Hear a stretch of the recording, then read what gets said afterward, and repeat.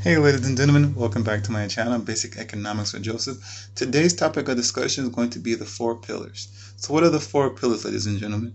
That is your emotional, your mental, your physical, and your spiritual well-being. Alright, so we're going to talk about the physical first. So one thing about me, ladies and gentlemen, I enjoy going to the gym.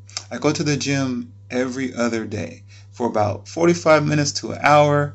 I do my routine, I'm in, I'm out, and I'm just having a good time. Uh, Also, another thing that I do is I walk to work as well every day, which is about, I'd say, between about 2 miles, 2.5 miles. But both of them, I just enjoy that time, just grinding and looking good. And I try to share that with you guys all when I go to the gym with my YouTube Shorts videos, which, depending on the workout I do, I try to, give you guys proper form, but also I try to give you guys that encouragement and empowerment to grind and to, and to come with me. Because one thing I'm trying to do is, instead of just talking the talk and walk, and, I try to walk the walk. I try my best to lead by example, because I want you guys, to be on this journey with me, on that grind to be better. And even on my walks to work, one thing I do is, um, not only do I think about topics for videos, I think about work and family and friends, I also, I'm always thinking about, my new mindset when it comes to my capitalist, new entrepreneurial mindset. What can I do? What can I create? How can I be better? Self-reflection, thinking things through. And one thing that, comes to going to the gym and maintaining your physical health and that well-being, motivation and that focus, but also discipline. And that comes from that mental drive, that mental fitness. Hey man, what are you gonna do? You wanna just sit here and, on the couch and do nothing? Or are you gonna get up, and you're gonna get yourself up, and you're gonna push through that wall and get in the gym, or whatever obstacle or situation that you're encountering? Most people just, I'll do it tomorrow, or I'll do it some other day, or you're gonna do it now. And part of that is having that mental focus, that mental fitness, that discipline, that courage to that ambition to drive.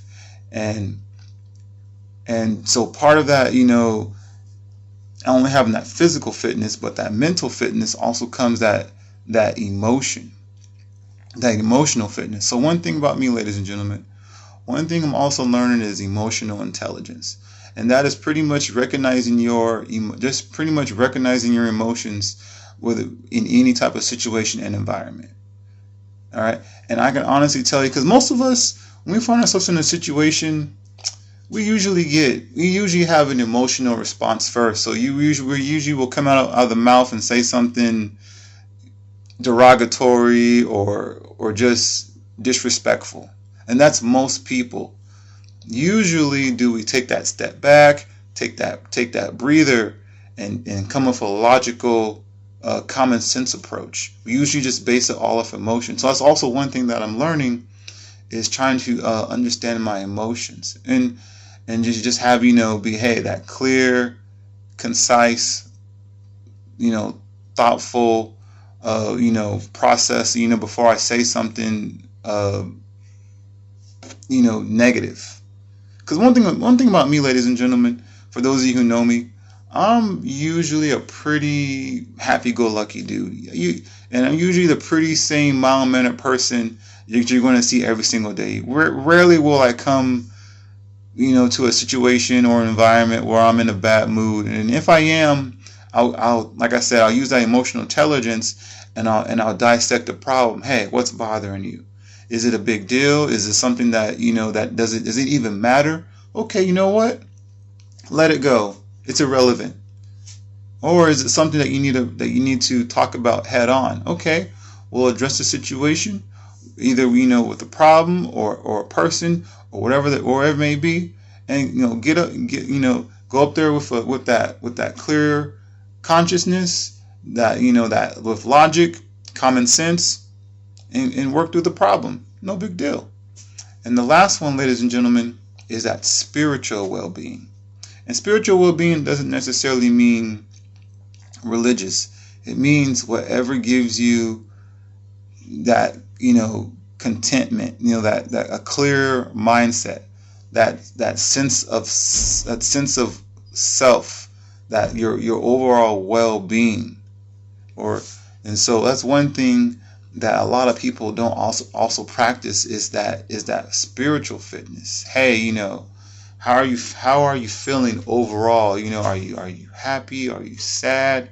What's your overall, what's your overall aura of your sense of self?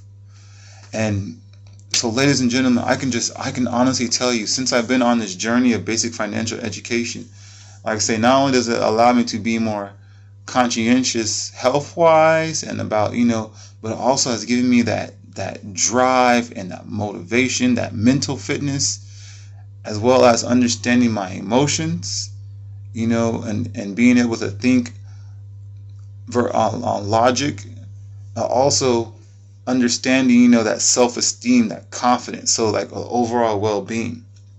Another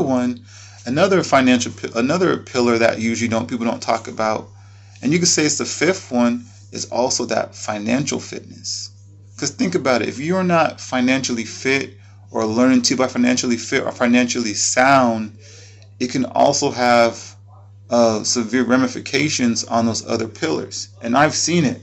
Next thing you know, you're stressed, or you're worried, or you might do something drastic, drinking or some type of drugs or antidepressant, or I even known individuals, ladies and gentlemen, as sad as it is, they've actually taken their life.